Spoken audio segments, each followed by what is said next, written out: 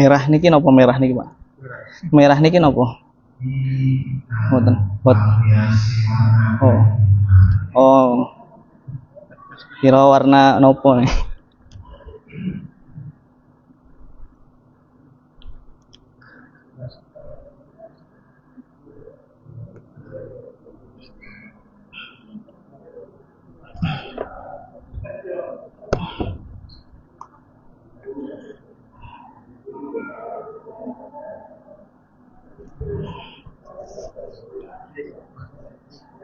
Iki bapak-bapak di ujung pripun niki? Ujung pindah napa pripun? Napa ngindik mohon? Oke, monggo. Saya sudah kirim linknya, nanti bisa di-share napa nek panjenengan boten beto handphone saged melihat di layar. Oke, bapak-bapak ibu sekalian, niki perlu dimukadimai Pak Komar napa langsung mohon? Niki langsung single factor nih. Oke. Bismillahirrahmanirrahim. Assalamualaikum warahmatullahi wabarakatuh.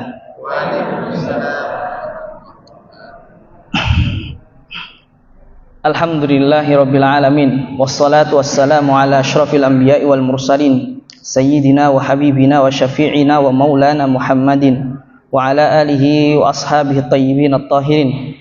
Subhanaka la ilma lana innaka antal alimul hakim wa tub alaina innaka antat tawwabur rahim. Rabbi shrah li sadri wa yassir li amri wahlul 'uqdatam min lisani yafqahu qawli amma ba'd. Mau Pak Irawan malah. Monggo Pak Irawan pindah mriki mohon Pak Irawan.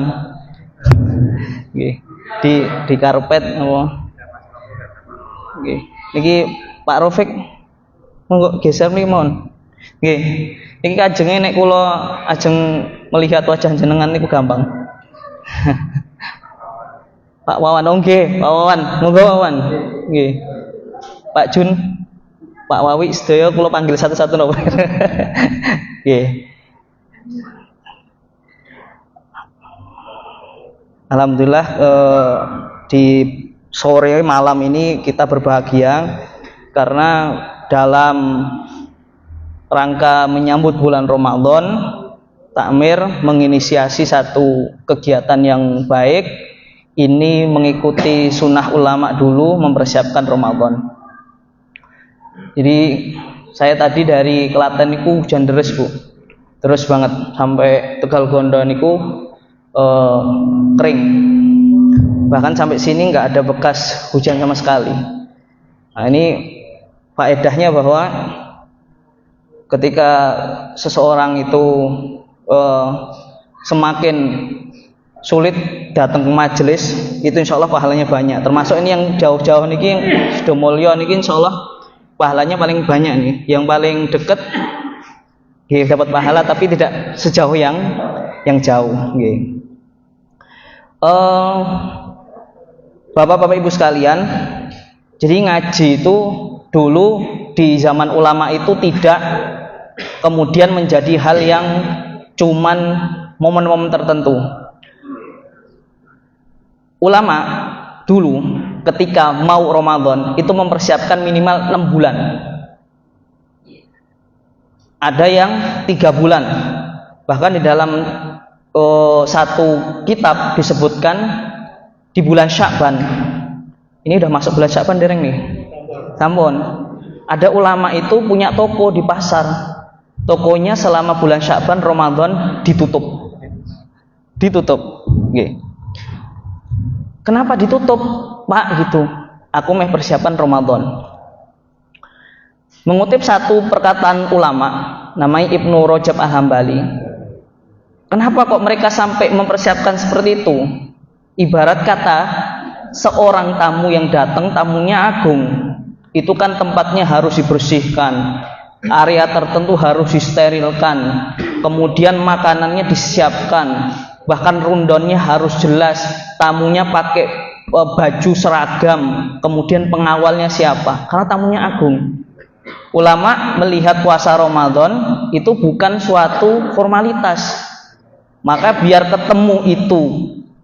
ketemunya kualitas, keluarnya menjadi muslim yang lebih baik, maka mereka mempersiapkan. Bahkan satu perkataan ulama, as-siyamu ba'da siyami Ramadan alamatun ala qabuli shaumi Ramadan. Puasanya seseorang setelah Ramadan, ibadahnya seseorang setelah Ramadan, istiqomahnya seseorang itu menjaga ibadahnya setelah Ramadan, itu tandanya pahala atau puasa Ramadannya diterima. Maka mereka itu setelah Ramadan tetap melakukan hal-hal yang sama ketika Ramadan, karena takut ketika biasanya standar Ramadan 90, keluar Ramadan jadi 70, hari ini berusaha mengikuti salafus soleh, orang-orang alim dulu. Gimana persiapannya? Di antaranya satu dan dua hal, kita belajar tentang Ramadan.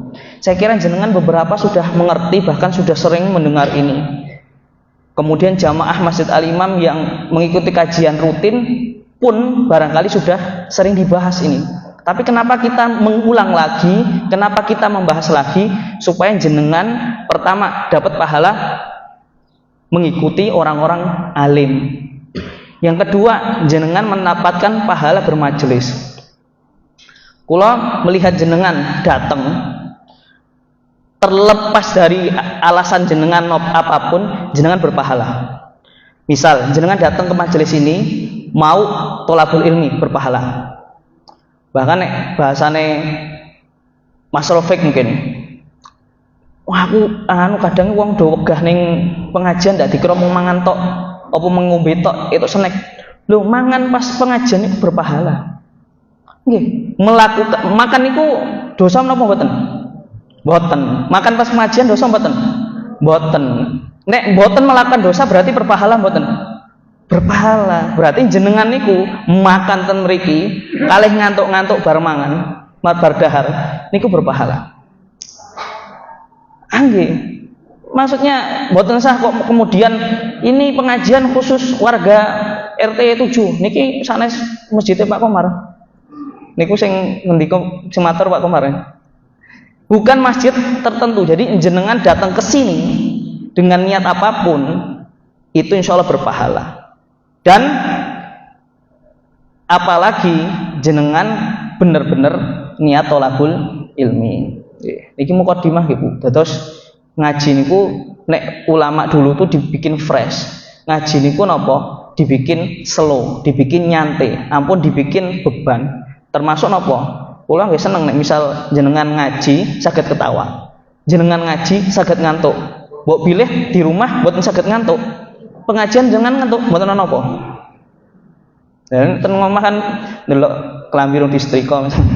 Apa dereng nyuci, dereng napa. Ten mriki saged nyantai mboten napa. Dan memang ulama-ulama dulu itu menjadikan majelis ilmu itu majelis untuk semua umat. Maksudnya gimana? Orang pusing ketemu Kanjeng Nabi, orang punya masalah ketemu Kanjeng Nabi, orang mau nikah ketemu Kanjeng Nabi, orang mau perang ketemu Kanjeng Nabi. Dari hal yang sepele, dari hal yang masalah sampai bahagia, semuanya diselesaikan di majelis ilmu. Nah semoga nanti kedepannya majelis ilmu ini ya kemudian bukan hanya melepaskan penat jenengan, tapi bisa menjawab minimal ibadah jenengan tambah yakin, minimal jenengan tahu yang benar dan yang salah dalam ibadah, minimal jenengan tambah senang dalam beribadah, syukur-syukur bisa ngajak keluarga untuk belajar. Ngeten nggih Pak Bu. Nggih. Kita masuk ke pembahasan di kitab ini. Jadi kitab ini Bu, Pak, itu adalah ringkasan berupa bagan dari kitab fikih manhaji. Jadi jenengan nanti kalau ditanya ini ngaji apa toh, ngaji fikih. Fikih apa? Fikih bekal Ramadan. Ramadan niku napa isine? Nggih tentang apa itu puasa, apa rukun puasa, syarat sah puasa, syarat wajib puasa, pembatal puasa, adab-adab berpuasa, kapan sahur, apa itu tarawih, kemudian bagaimana zakat fitri, bagaimana qadha kafarat, semua akan dibahas ini. Dan nanti istilah-istilah ini akan kita bahas secara estafet insyaallah. Nah ini ditulis oleh 3 ulama yang sangat pakar dalam fikih mazhab Syafi'i. Jadi kita belajar fikih manhaji, membahas tentang masalah-masalah ibadah puasa dalam mazhab Syafi'i. Ini diringkas oleh guru saya namanya Fandi. Ini alumni Lipia juga. Fandi Abu Syarifah ini salah satu alumni Lipia yang kemudian meringkas, menerjemahkan dan membuat bagan ini. Semoga guru-guru kita, para ulama yang punya saham kebaikan, orang-orang yang kemudian menyeru dalam kebaikan, Allah balas dengan pahala yang baik. Baik, Bapak-bapak sekalian, kita masuk ke persiapan Muslim di bulan Sya'ban. Tolong di scroll, Mbak. Jadi yang pertama, dulu Kanjeng Nabi itu kalau bulan Sya'ban ngapain sih? Tentu secara umum beliau melakukan hal-hal yang kemudian dalam rangka kebaikan. Kenapa kok bulan Sya'ban?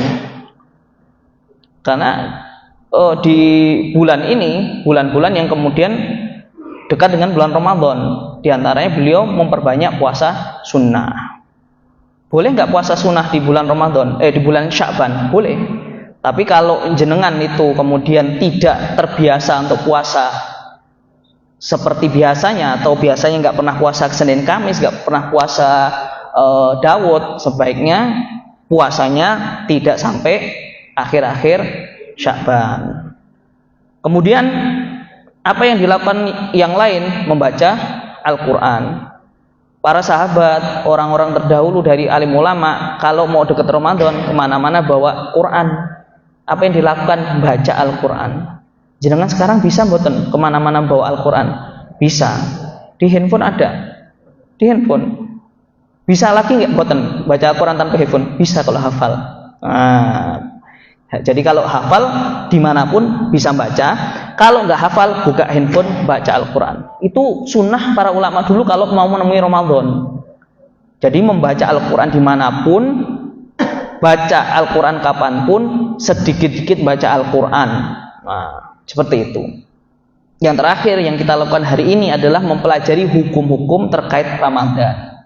Hukum-hukumnya apa tadi yang saya sampaikan? Rukun, syarat, ada syarat wajib, ada syarat sah, ada kemudian pembatal, ada adab-adab dan sebagainya. Ini adalah satu hal sederhana yang kita siapkan sebagai tanda bahwa kita siap untuk bertemu pada Ramadan. Jadi bentuk kita itu siap, dan bentuk kita itu nanti bakal maksimal di bulan Ramadan tuh kalau persiapan. Ada satu mahfudhot kata Mutiara, man arfa bu'das safari ista'adda. Orang itu kalau tahu betapa perjalanannya itu sangat panjang, perjalanan itu sangat melelahkan, perjalanan itu sangat panjang, dia harus persiapan. Nah, perjalanan Ramadan itu 1 bulan full, dan kita selayaknya kalau tahu Ramadan biar sampai ke titik yang terbaik, sampai ke finish dengan titik yang terbaik, maka kita harus belajar. Kemudian mengutip salah satu perkataan ulama, saya bacakan Arabnya sedikit. Yajibu alaihi, ini dalam satu riwayat Imam Ahmad pernah berkata, yajibu alaihi an yatluba minal ilmi ma yaqumu bihi dinuhu wa la yufarritu fi dzalik. Seorang muslim itu wajib mempelajari ilmu yang dapat menegakkan agamanya, jangan sampai ia lalai dalam hal itu. Maksudnya gimana, Pak Bu? Ilmu agama itu luas banget. Ilmu agama itu sangat-sangat kompleks. Itu kalau mau didetailkan itu nggak akan selesai orang belajar itu setahun 2 tahun. Maka dari itu kita tahu ilmu agama itu sangat luas. Kita belajar yang inti-intinya dulu. Misal kalau dalam ilmu Al-Quran, Pak Bu, ternyata cara membaca Al-Quran itu ada sekitar 20 versi. Ada yang baca wadduha, ada yang baca wadduha, ada yang baca wadduhe. Dan jenengan nek dereng sakit wadduha kalih wadduhe, wadduharien itu. Ada yang baca dengan taklil, ada yang baca tentang imalah. Bacaannya variatif. Nek jenengan dereng bisa baca dengan berbagai variasi, jenengan boten wajib baca cara 20 versi. Tapi minimal 1 versi jenengan harus lanyah. Minimal jenengan saged maos Iqra. Nah, mengke di follow up oleh nggih, belajar kalih Pak Agus nggih. Niku minimal Bu. Dados sebelum Ramadan persiapan jenengan apa? Saged maos Al-Qur'an. Dikebut sebulan. Pripun caranipun nggih? Diusahake. Boten saged 1 bulan berarti 2 bulan. Yang kedua Bu, ilmu fikih niku luas Bu. Enten namanya ilmu ibadah. Ibadah itu ada dari sholat. Sholat ada rukun-rukunnya, ada sebagainya. Ada nanti fikih tentang muamalat, tentang jual beli, tentang sewa menyewa, nanti tentang apa namanya kongsi dagang, nanti ada tentang ijarah atau tentang pinjam meminjam dan sebagainya. Itu banyak. Ada lagi ilmu yang lain Bu, fikih itu Bu. Fikih itu ada fikih munakahat. Nah, fikih munakahat itu napa mawon mungkin sakit belajar kan Mas Rafiq. Fikih munakahat dari akad, dari talak, hulu dan sebagainya, dari hak asuh anak, kemudian dari bahasanya itu waris dan sebagainya, itu nanti di fikih munakahat. Ada fikih jinayat, fikih pidana. Niku kathah Bu. Jenengan tidak diwajibkan untuk belajar fikih jinayat. Jenengan sanes hakim. Jenengan mboten ulama. Kita nggak perlu belajar fikih pidana. Kita nggak perlu belajar fikih fikih apa tadi? Muamalat. Kita perlu yang pertama fikih ibadah Bu. Yang paling terdekat yang akan kita hadapi fikih ibadah tentang puasa, maka itu yang wajib bagi kita. Yang banyak tadi jenengan tunggu waktunya mawon. Kalau jenengan belajar itu sifatnya fardu kifayah, bukan yang wajib. Tapi kalau jenengan nggak tahu tentang puasa, bahkan nggak tahu kalau puasa wajib, nggak tahu rukun-rukunnya, ada potensi dosa nggak? Nggih, kan wajib Bu. Jenengan yang harus melakukan sendiri, nggak bisa jenengan kemudian ini poso tak wakil ke wong, ben saged. Jenengan punya uang pun nggak bisa nyewa orang lain untuk berpuasa atas nama jenengan, nggak boleh. Jadi yang wajib jenengan nggak boleh tinggalkan, yang wajib nggak boleh jenengan nggak tahu hukumnya, nggak boleh jenengan nggak tahu tentang tata caranya. Maka di sini kata Imam tadi, ya kalau ilmunya banyak itu jenengan pelajari yang inti-inti dulu. Yang terdekat, karena kita mau ketemu Ramadan, kita belajar tentang fikih puasa. Oke. Lanjut. Puasa Ramadan. Secara makna puasa niku imsak. Imsak atau as-shaum. Artinya apa? Menahan. Jadi orang yang enggak ngomong, orang yang enggak makan, orang yang enggak minum itu disebut shaum. Secara bahasa. Jadi kalau ada istri diem 2 hari disebut apa Pak Komar? Puasa. Karena secara bahasa puasa, tapi secara istilah apa? Menahan sesuatu dari fajar sampai maghrib dengan niat. Nanti kita bahas. Jadi puasa itu menahan sesuatu yang masuk atau menahan apapun masuk ke dalam diri kita, dan dari seluruh pembatal-pembatal dari sejak terbit fajar sampai tenggelam matahari. Dan dalam riwayat yang lain ulama bilang apa? Dengan niat. Oke. Singkat, kemudian sejarah puasa pripun Pak Bu? Puasa niku ternyata dulu ceritanya belum diwajibkan. Jadi Kanjeng Nabi niku mengalami 2 fase dakwah. Dakwah yang pertama di Mekah berapa tahun, Pak? 13 tahun. Di Madinah berapa tahun? 10 tahun. Dalam 13 tahun beliau umat Islam belum diwajibkan puasa. Kemudian baru diwajibkan menurut beberapa riwayat itu ketika di Madinah, dan itu pun baru puasa Asyura. Ceritanya ketika itu Kanjeng Nabi lihat orang Yahudi, orang Yahudinya lagi puasa. Ditanya, "Loh ngapa kamu Yahudi puasa?" "Loh ini kan puasa Asyura tanggal 9. Karena ini mensyukuri selamatnya Musa dari Fir'aun. Maka Kanjeng Nabi kemudian meminta agar Gusti Allah juga mensyariatkan itu untuk umat Islam. Maka dalam riwayat yang pertama kali kemudian disyariatkan itu puasa 1 hari. Kemudian tahap kedua ternyata nggak langsung sebulan, tapi berapa? Hanya 3 hari. 3 hari. Tapi sebelumnya malah suruh milih, karena nggak semuanya kuat puasa, yang kuat bayar, yang kuat puasa, yang nggak kuat bayar fidyah. Wah, enak banget itu, enak nggak? Jadi yang puasa ya puasa, yang nggak puasa bayar fidyah. Sampai di tahap ketiga itu baru disyariatkan puasa 30 hari pada bulan Ramadan.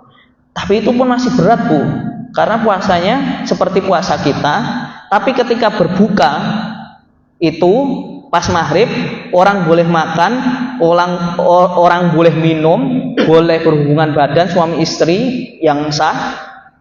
Tapi kalau sudah tidur nggak boleh makan lagi. Piye coba?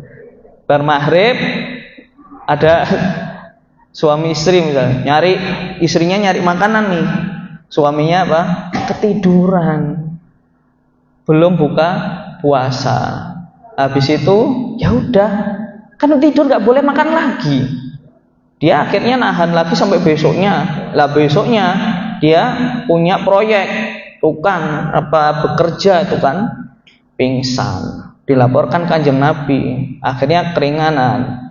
Wa kulu washrabu hatta yatabayyana lakumul khaitul abyadu minal khaitil aswadi minal fajr. Akhirnya barokai wong pingsan zaman sahabat, saiki puasanya lebih ringan. Pripun? Ba'da maghrib sampai fajar boleh makan, boleh minum, boleh melakukan hal-hal yang diperbolehkan. Terus nek mboten enten sing pingsan nggih, barangkali nggih niku abot poso angger turu wis ora oleh mangan maneh. Bar maghrib buka turu mboten angsal. Terus misal bar maghrib nggih pun tidur jam 10, bar jam 10 mboten angsal makan lagi. Abot niku. Nah, sekarang barokah alhamdulillah kita dipermudah. Pertanyaannya misal, gimana yang nggak ada malam? Puasa enggak? Kan puasa sampai terbit matahari. Terbenam matahari. Terus ada negara yang nggak ada malamnya. Negara dekat kutub nggak ada malamnya tuh. Puasa enggak?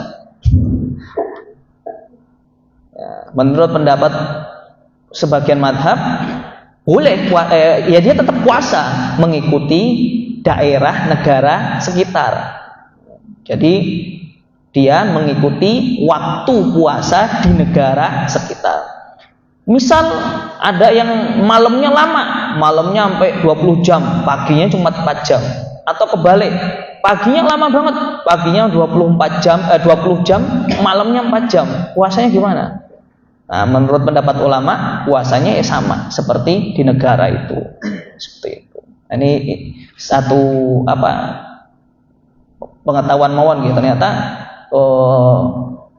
hal ini ketika di kondisi kontemporer ada beberapa pembahasan sampai kayak gitu. Alhamdulillah kita masih sedang lah. Kalau kita puasa tuh pagi berapa jam ya, Bu?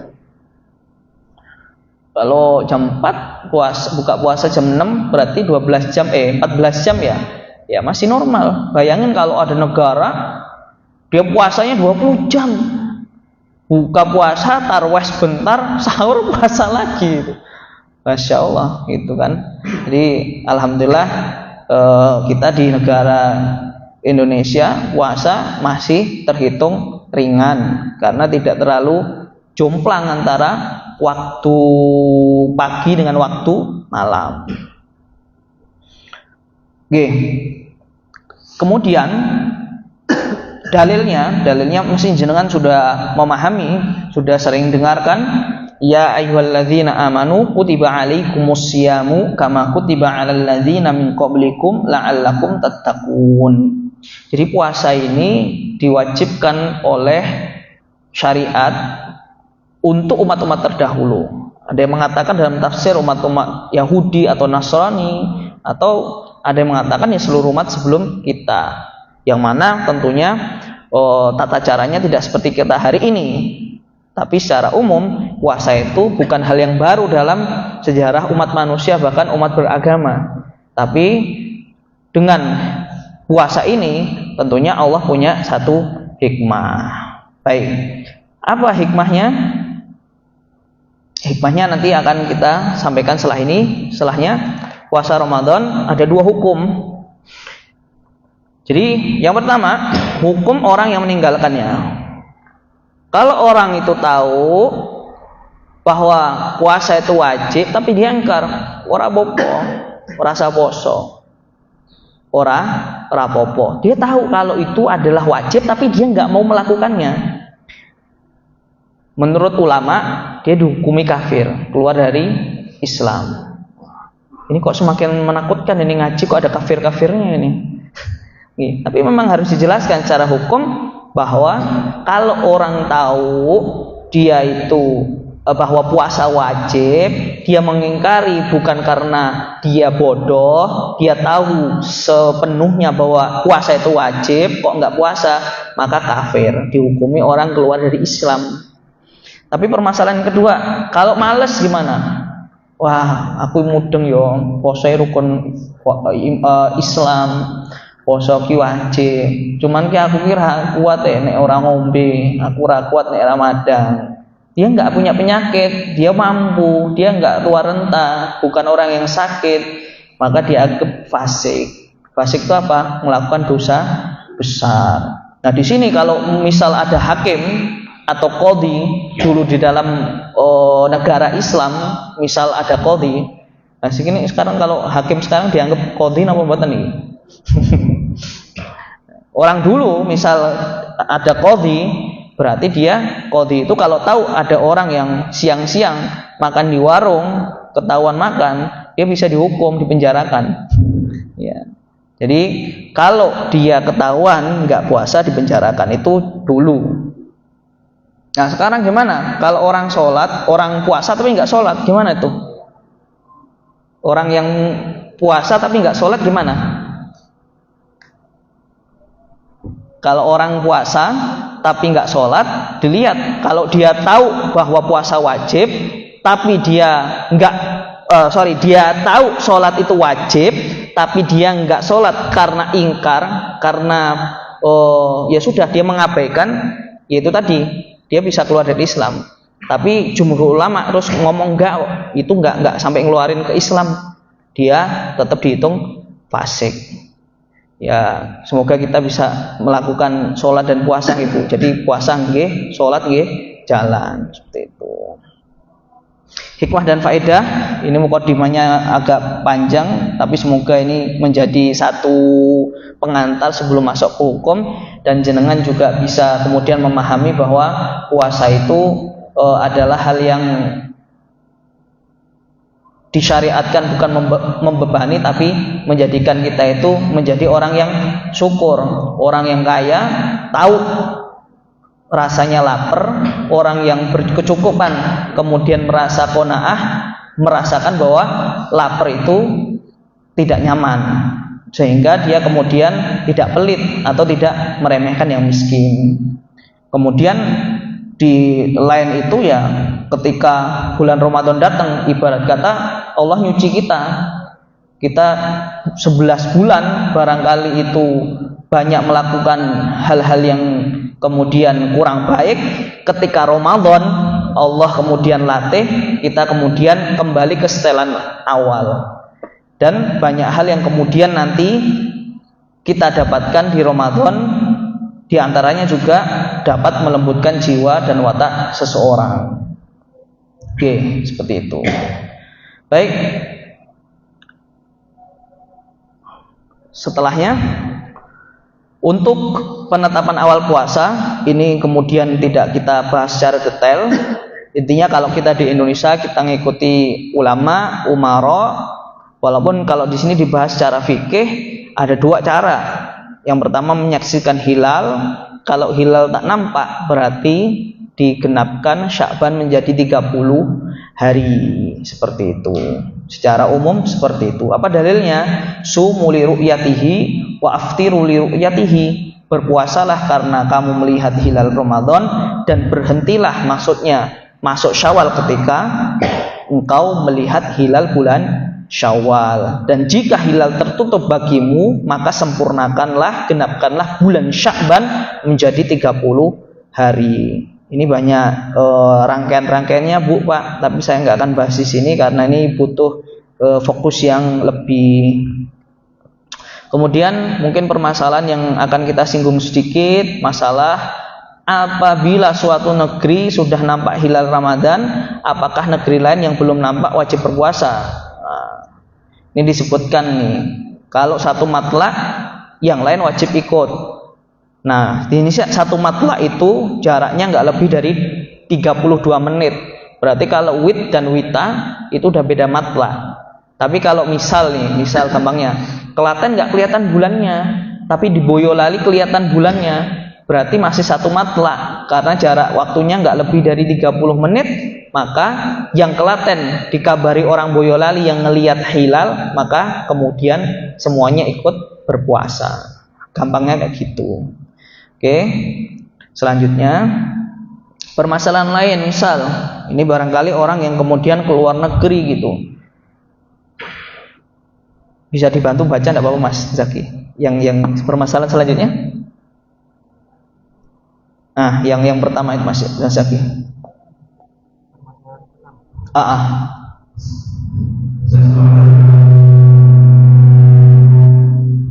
Aman? Ya kalau nggak bisa saya baca lagi.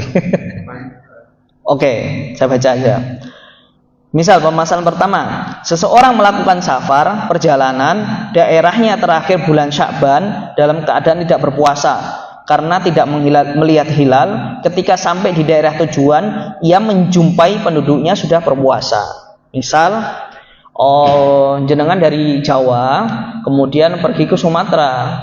Di Jawa, jenengan sudah puasa, tapi di Sumatera belum puasa. Gimana itu? Ya berarti ngikuti orang yang berada di Sumatera. Atau gampangnya lagi, kalau misal jenengan di sini masih puasa, kemudian pergi ke suatu daerah, misal ke luar negeri atau ke beda pulau, ternyata situ sudah lebaran, gimana? Ya ikut orang situ, gitu. Gampangnya gitu. Jadi untuk puasa ataupun untuk ngikuti Idul Fitri, ngikuti daerah setempat. Oke. Aman, ini lanjut. Isya jam berapa Mas? 20. Oke. Kita lanjutkan di syarat wajib. Oke. Ada yang mau ditanyakan dulu Bu, Pak, untuk pembahasan mukadimahnya? Aman? Masih kuat lanjut? Oke, sampai isya nih insyaallah nggih. Oke, syarat wajib puasa. Nah, dalam istilah mazhab Syafi'i Bu, Pak, itu ada syarat wajib, ada syarat sah, ada rukun. Jenengan masih ingat boten?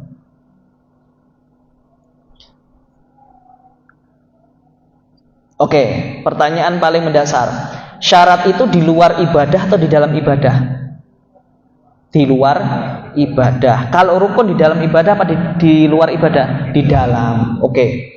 Nah, syarat wajib itu gampangnya adalah syarat-syarat yang ketika dia terpenuhi, seseorang hamba wajib melakukan ibadah itu. Jadi syarat wajib adalah syarat-syarat yang ketika syarat-syarat itu terpenuhi, maka seseorang hamba wajib untuk melakukan ibadah itu. Kalau syarat sah apa Bu? Kalau syarat sah itu tadi di luar ibadah, yang mana syarat-syarat itu jika terpenuhi, hal-hal dalam syarat-syarat itu terpenuhi, maka ibadahnya sah. Jadi kalau syarat wajib itu adalah bagaimana seseorang itu dibebankan suatu ibadah. Kalau syarat sah, kalau syarat itu dipenuhi, maka ibadahnya menjadi diterima, ada potensi diterima. Oke, yang pertama Bu, Islam. Orang yang tidak Islam tidak wajib berpuasa. Adapun di akhirat itu masalah lain. Yang dua, taklif. Nah, taklif itu ditandai oleh baligh dan berakal. Baligh itu ditandai dengan beberapa kondisi. Kalau dalam mazhab Syafi'i, kalau perempuan berarti sudah haid, kalau laki-laki dia sudah mumayyiz. Nah, di sini mumayyiz itu ditandai oleh 7 tahun itu. Jadi kalau dia udah bisa melakukan hal-hal mandiri, makan sendiri, kemudian bisa diajak interaksi dan sebagainya, dia dianggap mumayyiz dan dia wajib untuk melakukan puasa. Nah, sebagai latihan barangkali sebelum 7 tahun anak-anak kita latih untuk bisa berpuasa. Yang ketiga, Pak, Bu, syarat wajib puasa itu tidak ada uzur. Yang pertama, uzur secara yang khusus wanita dan yang untuk laki-laki dan wanita. Yang wanita ya haid, nifas, itu nggak wajib puasa. Kemudian di sini orang yang kemudian pingsan, gila dan sebagainya itu tidak wajib puasa. Nah, ini saya pernah bahas juga itu. Kemudian orang yang dia dari pagi, dari ba'da subuh sampai maghrib tidur terus, kemudian kenapa kok dia tidur? Entah dia malamnya begadang main game atau ngelihat film dan sebagainya, dia seharian enggak bangun, itu dianggap puasa enggak itu? Kalau ada kan orang itu malamnya begadang, dia udah kayak makhluk nokturnal, malamnya begadang, paginya apa? Tidur, itu dianggap puasa enggak itu? Ada ulama yang kemudian itu dianggap pingsan. Jikalau dia kayak lawa tadi, enggak dianggap puasa. Jadi kalau pagi sampai azan lagi tidur, dia enggak dianggap puasa. Kalau dia hari itu enggak dianggap puasa, berarti wajib mengganti, mengqadha. Seperti itu. Ya, ini hati-hatinya memang. Kalau kita dalam kondisi Ramadan, jangan diforsir malamnya sehingga paginya tidak ada kehidupan. Lah kalau tidak ada kehidupan sama sekali di paginya, ditakutkan nanti puasanya tidak sah karena dianggap seperti orang pingsan. Nah, orang pingsan tidak sah puasanya. Dianggap, dianalogikan kayak orang gila, hilang ingatan. Ya, orang yang tidur tadi, wallahu a'lam. Baik, satu lagi masih bisa insya Allah.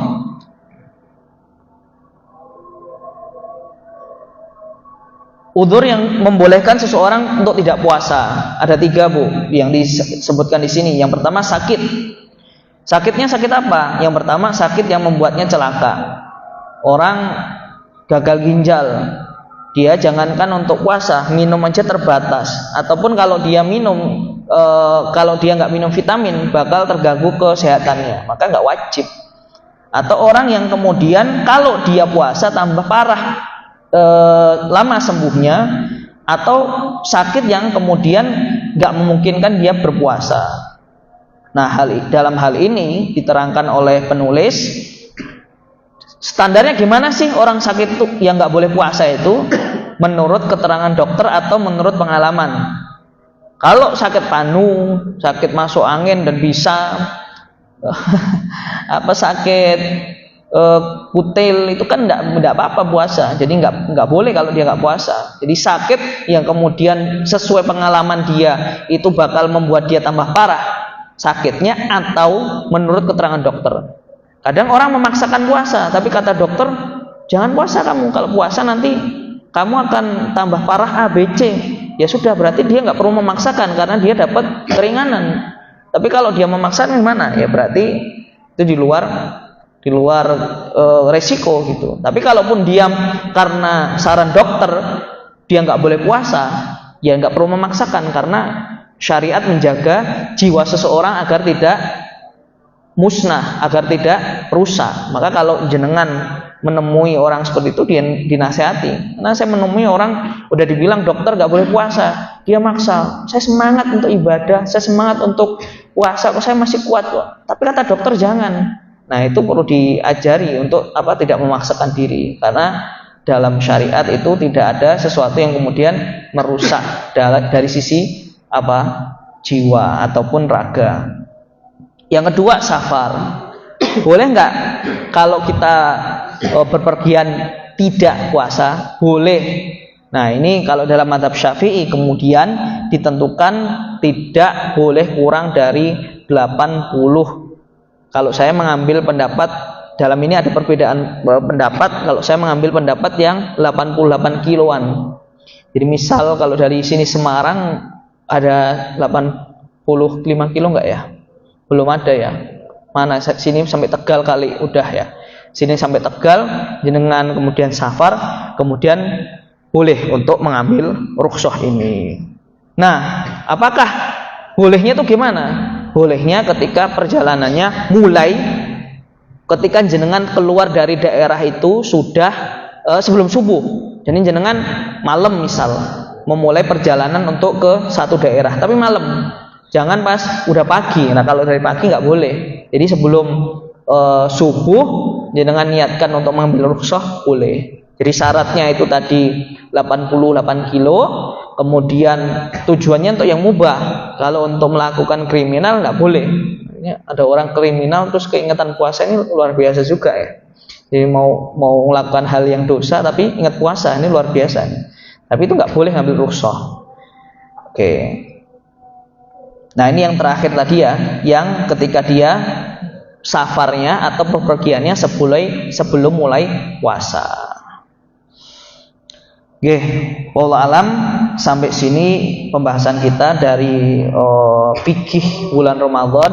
Insyaallah akan kita lanjutkan pekan depan tentang syarat sah puasa dan juga hal-hal yang terkait dengan rukun-rukun puasa dan adab-adab puasa, pembatal-pembatal puasa insyaallah. Semoga bisa mendatangkan pemahaman, keyakinan, dan juga mendatangkan keberkahan dalam hidup kita.